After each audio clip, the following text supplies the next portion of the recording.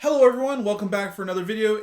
It's been a while. I wasn't really feeling the EX3 meta, and I just had no drive. I was doing a lot of stuff with the holidays, but I am back, and I thought it would be appropriate to share my top 4 deck list at the Primitive Invitational. That was super fun. It was just a fun BT11 proxy tournament hosted by Primitive TCG, also known as Primitive Kage. And speaking of new names, I'm changing my channel name because my friends are ridiculous. As formerly MBB TCG, now it will be MBB, aka the Bryce. Anyway, let's get into my deck. I got top 4 playing brand new Mastemon. Let's get into it. If you want to see the whole list entirely, I'll leave it at the end of the video if you are interested in that. So let's get into the deck list. We have 4 Demi-Meramons, the best egg in purple. It allows us to draw 1, discard 1 on deletion.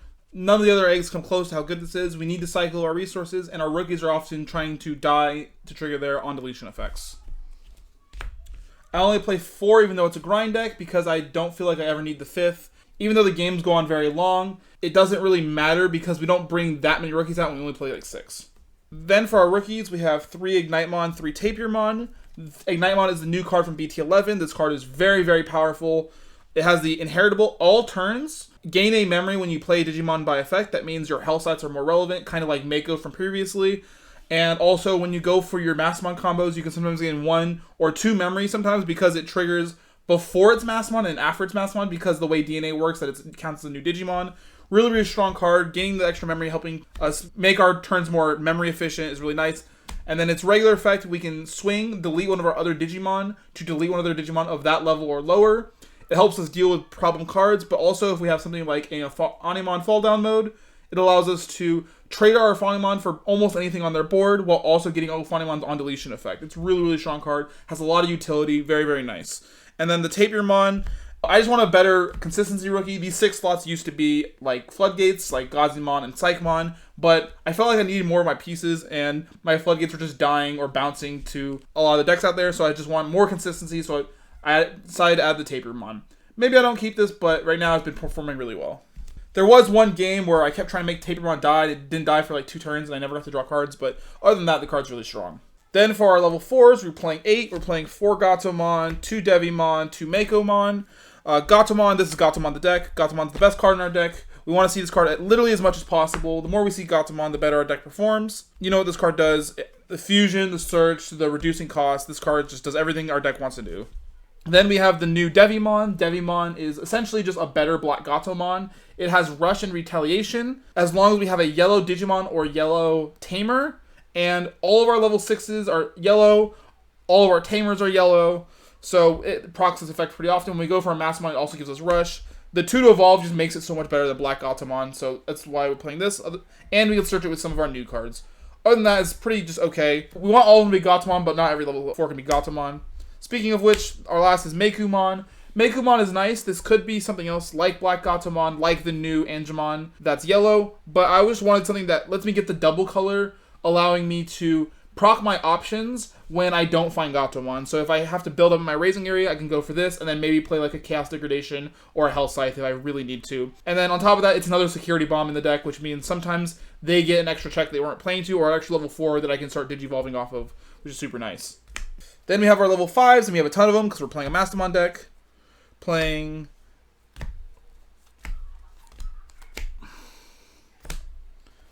So we'll start with the Angemon and the new Lady Devimon. The new Angemon and new Lady Devimon have very similar effects. Angemon allows you to search for an angel or fallen angel from your security and then recover if you take one out, similar to how TK works, allowing you to cycle your security, trying to filter the good stuff in and the bad stuff out, but also helping you grab combo pieces like Mastemon and the other angels that you're looking for. Unfortunately, you can't grab Lutzmon Chaos Mode. He's not Angel, but if it's in your security, it means you can grab it with Mastemon anyway. She allows you to grab angels or fallen angels from your trash by discarding a card, allowing you to cycle stuff out of your hand and grab stuff from your trash.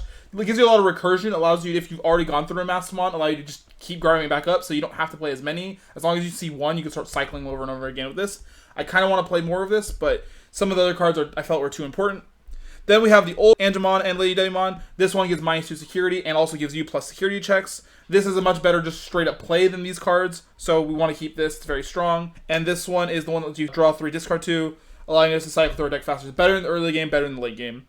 Also, something that's really clutch about these 2 new cards is their inheritables. This gives all of your Angels and Fallen Angels a blocker. This gives all of your Angels and Fallen Angels a retaliation. So being able to make stacks where you play a bunch of stuff with Mastemon and then have both these guys active makes your board way more threatening and way harder to break. There are decks like Grandis, which tries to delete your board by swinging into them, and now they have a lot harder time doing that without just losing their stack to retaliation. We'll also be able to block all their stuff, especially if I get 3 guys out, because they generally only have 2 suspends. So if I have 3 Angels out, it's really hard for them to even get checks in. They also each have the effect that if you play the other one, so if the purple one plays the yellow one, if the yellow one sees a purple one, they gain 1 memory, which helps you get more memory on your Mastemon combos. And they also have that effect if you play the new Tamer, which we will get to shortly. These cards are super, super nice. I haven't got to test them versus everything, but I'm really excited to see how well they perform, and so far they've been performing extremely well. The rest of level 5s are just more utility. These are stuff we generally want to call with Mastemon. Mastemon is a crazy card. A lot of builds are cutting it. I don't know why. This card's crazy. It's hard to put more of it because you used to play like 2 or 3, but just in general, healing is insane. It's always been insane. It's one of the reasons Security Control is a nuts deck. So, crazy card. This gives me utility against a lot of floodgates, especially Palmumon, which can really hurt this deck. So we want to be able to out that. This is one of the things that helps us out that. And also sometimes when people try to go wide against you before you have your Mastemon set up, this helps you break all those little rookies that are trying to rookie rush you. And then this is generally the best Mastemon call target. It allows you to delete Tamers and delete level 6s. Crazy, crazy card. Unfortunately, it does not count as an Angel or Fallen Angel. I don't know why, even though it looks exactly like that description. It's technically a great Demon Lord, so we have to deal with that. But we need to play it because the removal is essential. Otherwise, our deck has a little bit of trouble dealing with level 6s. Then we have our level 6. We're playing 5, playing 3 Mastemon and 2 Ophanimon Fall Down mode.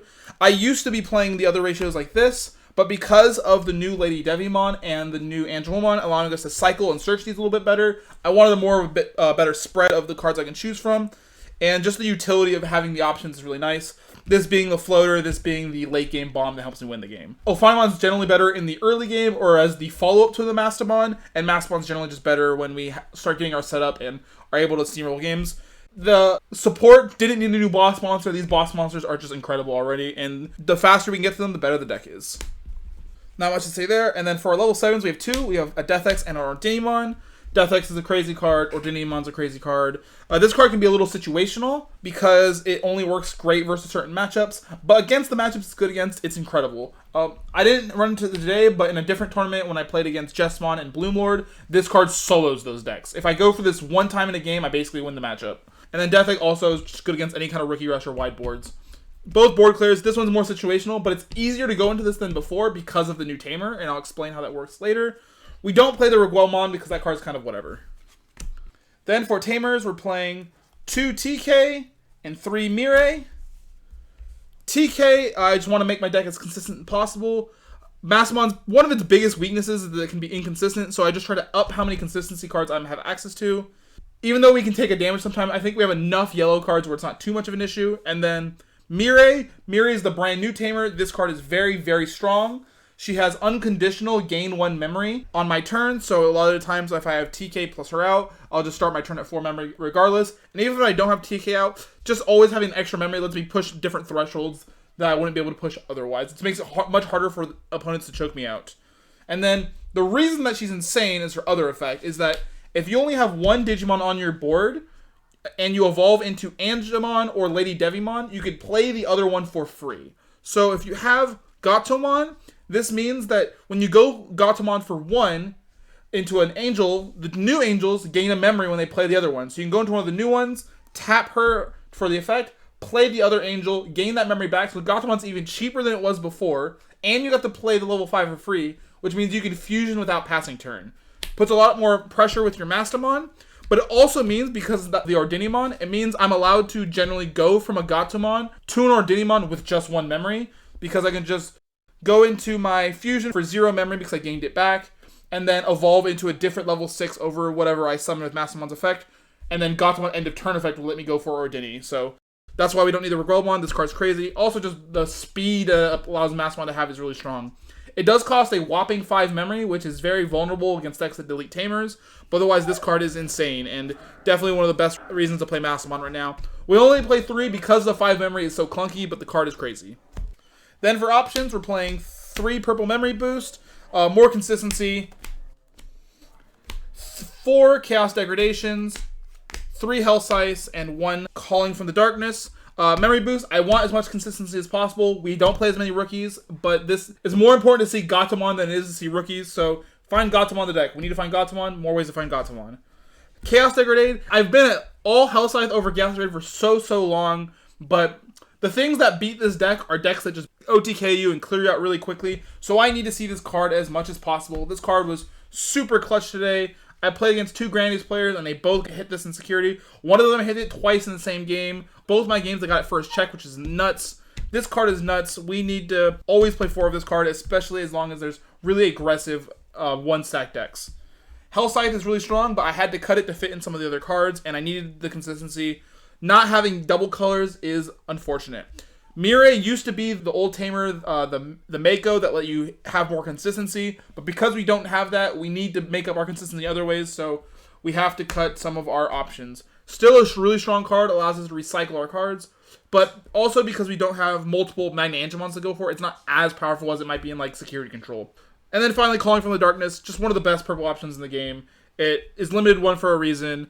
Recycling our stuff is super good. Also, something that's really neat about this card in the current version of the deck is it allows you to trigger your Mirai when you had 2 of your guys out, because you can do stuff with 1 guy, Calling from Darkness it away so that when you Digivolve, you get to trigger Mirai and play a guy for free. Really strong card. Definitely makes sense it's limited at 1, although I don't know of any purple deck I've ever played that's played more than 1 copy of this, except for maybe Billstar. So going over some matchups, first round I played against Mastemon, I played against the Mirror. I could have won the game, but in game 2, I accidentally was drawing way too many cards. Got to a deck out situation and went to a draw. Luckily, this was a top cut event, so I was still able to get to top 4.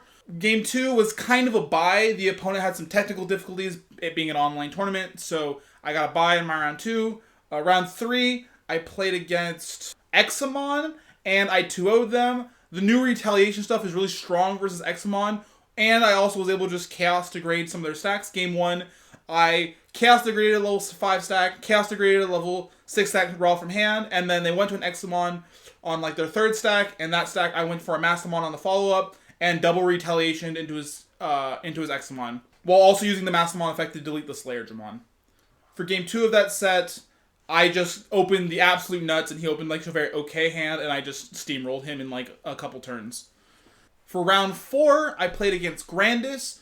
In that matchup, it's very crucial that I heal as much as possible and cycle my security as much as possible to try and get those degrades active. Game 1, I was able to set up the situation where I had the 3 angels out with retaliation blocker, making it too hard for him to break through the board.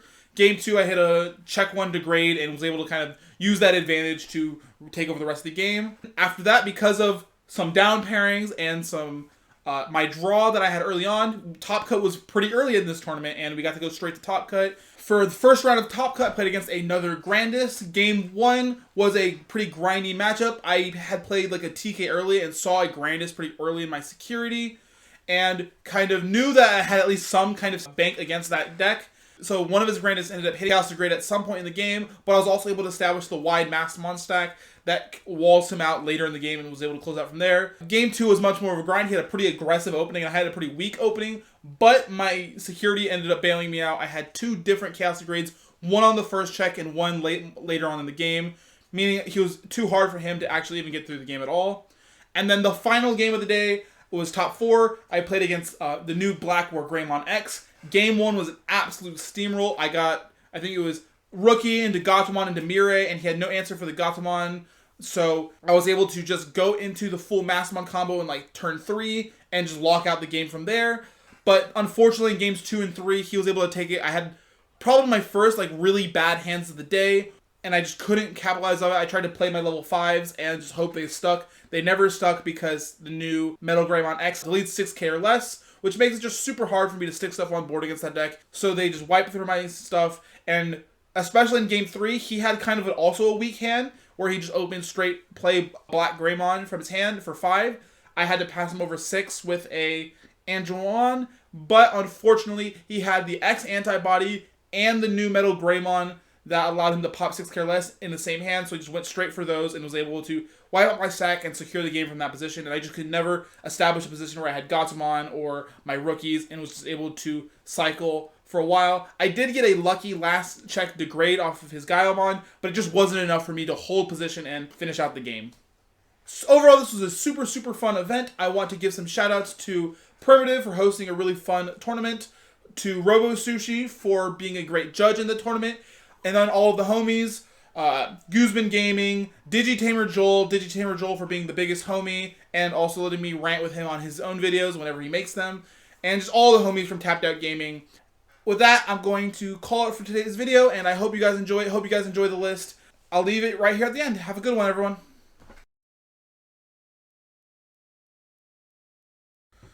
Okay, what the hell is this? My friends have been posting something. The legend of the Bryce has existed for many years throughout multiple card games. His reign in the Digimon space has only just begun. Mother...